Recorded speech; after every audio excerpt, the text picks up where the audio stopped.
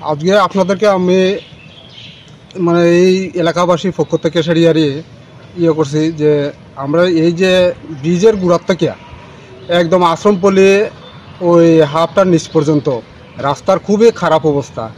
আজকে দীর্ঘদিন থেকে সারিয়ায় এইদিকে কোনো লোকজন চলাচল করতে পারে না। রাস্তা যত দিন যায় ততই শুধু খারাপর।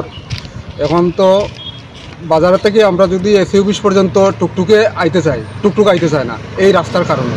রাস্তা এতই খারাপ হয়েছে, এই রাস্তাটা যদি এবার একটু রিপেয়ারিং করা হয় তাইলে আমরা এলাকাবাসীর লাগে আর খুব ভালো হয়। বা ছাত্রছাত্রী স্কুলে যাইতে পারে না এদিকে, তারপরে টুকটুক তো আইয়ে না, গাড়ি ঘোড়া আইয়ে না, অফিসের লোকজন যাইতে পারে না।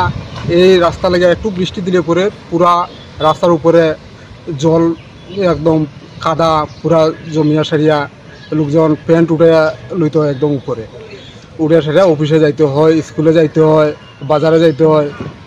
তাই আপনাদের মারফতে যাতে এই রাস্তাটা একটু তাড়াতাড়ি পূজার আগে একটু রিপেয়ার করা হয়। অল্প রিপেয়ার করলেও আমরা খুবই মানে একটু উপকৃত হতে পারি আমরা এই এলাকাবাসী। আমি এই এলাকারই এসি কমপ্লেক্সের এলাকারই লোক। এই এসি কমপ্লেক্স সবাই যাতে এই পূজার সময়টাতে একটু মানে হাঁটিয়া যাইতে পারে, এই ব্যবস্থাটা যদি করা হয় তাইলে আমরা এলাকার বাসী খুব উপকৃত হই। কত কিলোমিটার রাস্তা এখানে? এটা এই রাস্তা 1 কিলোমিটার থেকে অল্প একটু বেশি হইতে পারে, একদম ব্রিজ পর্যন্ত। আচ্ছা, কুমারঘাট আশোকপল্লী হাফের নিচ থেকে সারিয়ারি কুমারঘাট ব্রিজ পর্যন্ত। আচ্ছা, জানেন এই রাস্তাটা কোন দপ্তরের অধীনে? এটা তো আমরা জানি যে প্রথম আসিল পিডাব্লিউডির অধীনে, এখন কেউ কইতেছে যে এটা NHIDCL এর আন্ডারে। তখন অরিজিনাল কোন ইয়েতে আছে এটা আমরা কইতে পারতেছি না সাধারণ মানুষ আমরা। আচ্ছা, কতদিন ধরে এই রাস্তাটা খারাপ? এই রাস্তা তো প্রায় 8-9 বছর হয়ে গেছে।